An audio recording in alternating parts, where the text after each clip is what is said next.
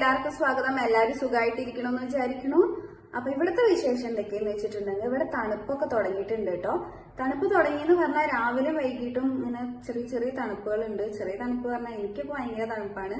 എനിക്ക് തണുപ്പ് തീരെ സഹിക്കാൻ പറ്റാത്ത ആളാണ് കേട്ടോ. ചൂട് ഞാൻ പിന്നെ എങ്ങനെയെങ്കിലും സഹിക്കും, തണുപ്പിക്ക് തീരെ പറ്റില്ല.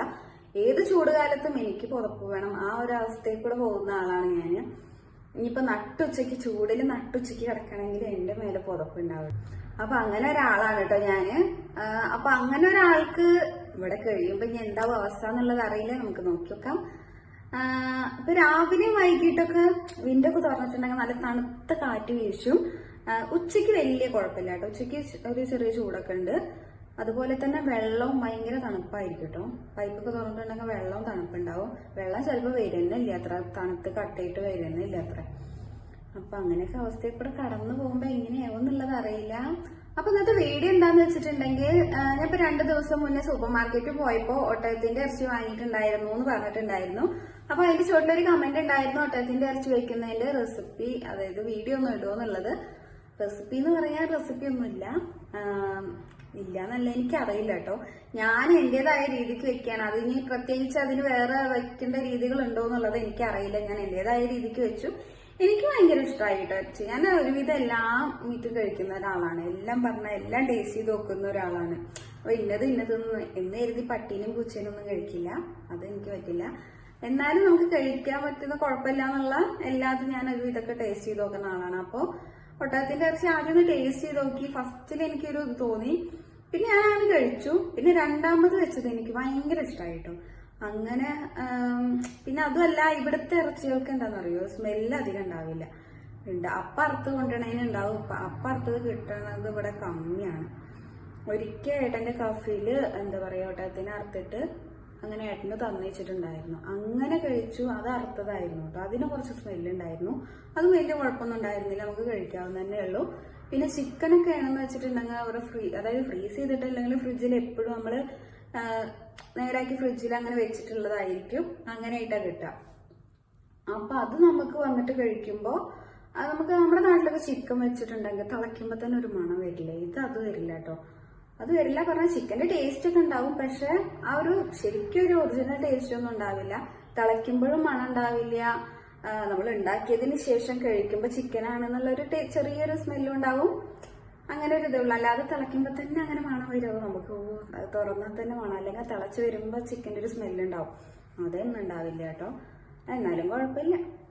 അപ്പൊ നമുക്കത് എങ്ങനെ ഉണ്ടാക്കാന്ന് നോക്കാം. അപ്പൊ ഇതാണ് കേട്ടോ ഒട്ടകത്തിന്റെ മീറ്റ് ഉള്ളത്.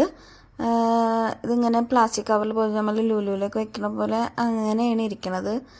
അപ്പം എന്തായാലും ഇപ്രാവശ്യം വാങ്ങിയ ഇറച്ചി എന്തായാലും നല്ല ഇറച്ചിയായിരുന്നു കേട്ടോ. ഭയങ്കര, അതായത് നമ്മുടെ ബീഫിന് തന്നെ ഉണ്ടാവുമല്ലോ, ബലമുള്ള ഭാഗവും ബലമില്ലാത്ത ഭാഗവും അങ്ങനെ ഉണ്ടാവുമല്ലോ. ഇത് വലിയ കുഴപ്പമില്ല ഉണ്ടായിരുന്നില്ല കേട്ടോ. ഇതൊക്കെ അതിൻ്റെ എല്ലാമാണ്. ഈ ഭാഗത്ത് ഈ ഇറച്ചി ഉണ്ടല്ലോ, ഇത് ഭയങ്കര സോഫ്റ്റ് ആയിരിക്കും കേട്ടോ കഴിക്കാൻ വേണ്ടിയിട്ട്. ഭയങ്കര സോഫ്റ്റ് ആയിട്ടുണ്ടാവും എല്ലിൻ്റെ അടുത്തുള്ളത്. നമുക്ക് സാധാരണ ഇറച്ചികളിലൊക്കെ അങ്ങനെ തന്നെയാണ്. ഇതൊക്കെ നല്ല ഇറച്ചിയാണ് കേട്ടോ. നല്ല വലിയ ബലമില്ലാത്തതാണ്. വെന്ത് കഴിഞ്ഞാൽ നല്ല സോഫ്റ്റ് ഉള്ള ഭാഗങ്ങളാണ് കിട്ടിയിരിക്കുന്നത്. എന്തായാലും ഇപ്രാവശ്യം വാങ്ങിയത് നന്നായി. ഇത് പിന്നെ നെയ്യാണ് കേട്ടോ, ഭയങ്കര നെയ്യും ഉണ്ട് ഇതിൽ. പക്ഷെ അത് കഴിക്കാൻ നല്ല രസമാണ്. നെയ്യാണത്, ഇതൊക്കെ ഉണ്ടോ, നെയ്യാണത്. നല്ലത് കഴിക്കാൻ ഭയങ്കര ടേസ്റ്റാണ് കേട്ടോ. അപ്പം ഞാനതൊന്ന് കഴുകി നുറുക്കി വരട്ടെ. അപ്പം അതൊക്കെ കഴുകി വൃത്തിയാക്കി കൊടുത്തിട്ടുണ്ട്, മുറിച്ചിട്ട്. അതിലേക്ക് വേണ്ടിയിട്ട് ഞാൻ 4 സവാള എടുത്തിട്ടുണ്ട്. 4 പറഞ്ഞാൽ 2 ചെറിയ സവാളായിരുന്നു. പിന്നെ പച്ചമുളക്, തക്കാളി, ഇഞ്ചി, വെളുത്തുള്ളി ചെറുതായിട്ട് അരിഞ്ഞ് സവാളയും കൂടി ഇങ്ങനെ നീളത്തിൽ അരിഞ്ഞ് വെച്ചിട്ടുണ്ട്. അപ്പം അത് ഉണ്ടാക്കാൻ വേണ്ടിയിട്ട് കുക്കർ വെച്ചു. കുക്കറിൽ എണ്ണ ഒഴിച്ചിട്ട് നമ്മൾ ഇഞ്ചിയും വെളുത്തുള്ളിയും ചെറുതായിട്ട് അരിഞ്ഞതുണ്ടല്ലോ, അതൊന്ന് ഇട്ടായി കൊടുക്കുക. ഇപ്പോൾ ബീഫിലിടുന്ന പോലെ ഉലുവൊക്കെ ഇതിൽ ഇടുമോ എന്നുള്ളത് അറിയില്ല കേട്ടോ. ഞാനതൊന്നും ഇട്ടിട്ടില്ല. നമ്മൾ പറ്റാതെന്നുള്ളത് അറിയില്ല. ഉലുവ ഇട്ടുകൊണ്ട് കുഴപ്പമൊന്നും ഉണ്ടാവില്ല, എന്നാലും ഇട്ടില്ല. അതിലോട്ട് പിന്നെ പച്ചമുളകും കൂടി ഇട്ടിട്ട് നമ്മൾ അരിഞ്ഞ് വെച്ചിട്ടുള്ള സവാളയും കൂടി ഇട്ട് സവാള ഒന്ന് വാടി കിട്ടാൻ വേണ്ടിയിട്ട് കുറച്ച് ഉപ്പും കൂടി ഇട്ടു കേട്ടോ. എന്നിട്ട് നന്നായിട്ടൊന്ന് ഇളക്കി സവാള ഒന്ന് വാടി വരുമ്പോൾ അരിഞ്ഞ് വെച്ചിട്ടുള്ള തക്കാളിയും കൂടി ഇട്ട് കൊടുത്തു. 2 തക്കാളി എടുത്തിട്ടുണ്ടായിരുന്നു, അതും കൂടി ഇട്ട് കൊടുത്തു. അപ്പം അതൊന്ന് നന്നായിട്ട് വഴണ്ട് വരുന്നവരെ ഇളക്കി കൊടുക്കട്ടെ.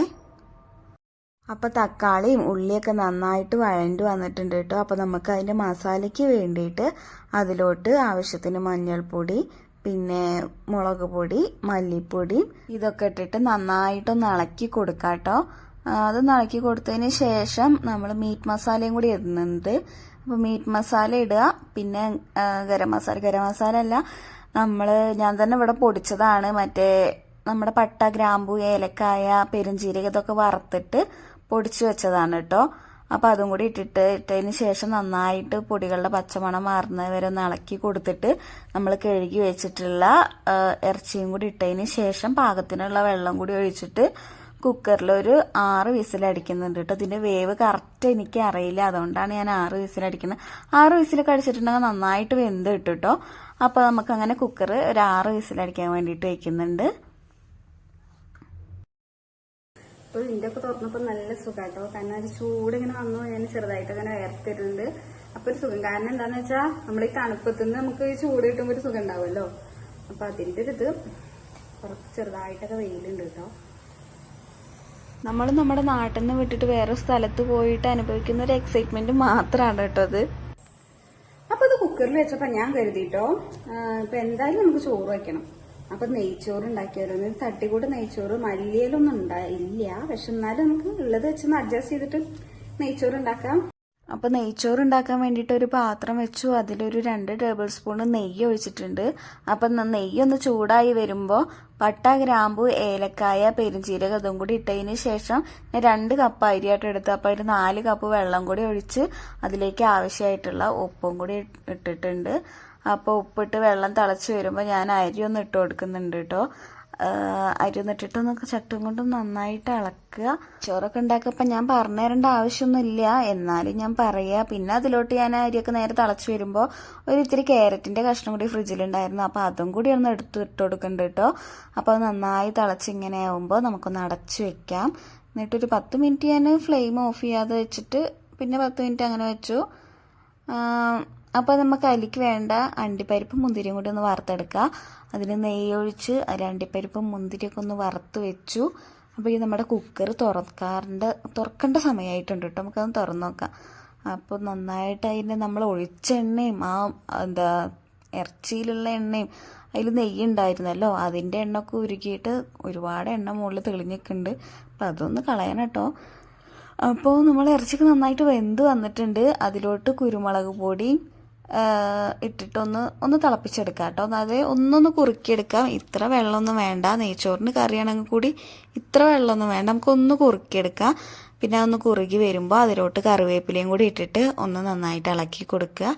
അപ്പോൾ നമ്മുടെ ഒട്ടകത്തിൻ്റെ ഇറച്ചി ഇവിടെ റെഡി ആയിട്ടുണ്ട്. അപ്പോൾ നമ്മുടെ ചോറും കൂടി ഒന്ന് നോക്കി നോക്കാം. അപ്പോൾ ചോറ് തുറന്ന് നോക്കിയപ്പോൾ തുറന്നപ്പോൾ തന്നെ നല്ല നെയ്യിൻ്റെ മണം ഉണ്ടായിരുന്നു. അപ്പോൾ എന്നാൽ കൂടി അതിൻ്റെ മുകളിലോട്ട് ഒരു 2 ടേബിൾ സ്പൂണൊന്നുമില്ല, കുറച്ച് നെയ്യൊന്ന് തൂവി കൊടുക്കുക. അതൊന്ന് ഇട്ട് കൊടുത്തതിന് ശേഷം നമ്മൾ അണ്ടിപ്പരിപ്പും മുന്തിരിയും വറുത്ത് വെച്ചിട്ടുണ്ടല്ലോ, അതും കൂടി ഇട്ടിട്ട് ഒന്ന് നന്നായിട്ട് മിക്സ് ചെയ്ത് കൊടുത്തു. അപ്പോൾ നെയ്ച്ചോറ് നല്ല മണം കേട്ടോ, നല്ല നെയ്യിൻ്റെ മണമുണ്ട്. നമ്മൾ മല്ലിയിലൊന്നും ഇടേണ്ട ആവശ്യമില്ല, അതിൻ്റെ ഒരു കുറവ് തന്നെ ഉള്ളൂ. ഇപ്പോൾ ഇതിന് വേറെ പ്രത്യേകിച്ച് കുറവൊന്നും ഇല്ലല്ലോ അല്ലേ. അപ്പോൾ ഞാൻ കഴിക്കാൻ വേണ്ടിയിട്ട് വിളമ്പിയിട്ടുണ്ടായിരുന്നു, കഴിച്ച് നോക്കിയിട്ടുണ്ടായിരുന്നു. നല്ല അടിപൊളി ടേസ്റ്റ് ആയിരുന്നു. അതിൻ്റെ ഇടയിൽ ഞാൻ കച്ചമ്പറം കൂടി ഉണ്ടാക്കിയിട്ടുണ്ടായിരുന്നു കേട്ടോ. അപ്പോൾ അടിപൊളി ടേസ്റ്റ് ആയിരുന്നു. അപ്പൊ ഞാനിതൊന്ന് കഴിച്ചിട്ട് വരട്ടെ കേട്ടോ. അപ്പൊ ഇന്നത്തെ വീഡിയോ ഇത്രയുള്ളൂ. വീഡിയോ ഇഷ്ടപ്പെട്ടാൽ ലൈക്ക് ചെയ്യുക. പുതിയ വീഡിയോ ഒക്കെ ആയി ചാനൽ ഒന്ന് സബ്സ്ക്രൈബ് ചെയ്ത് സപ്പോർട്ട് ചെയ്യുക. ബൈ.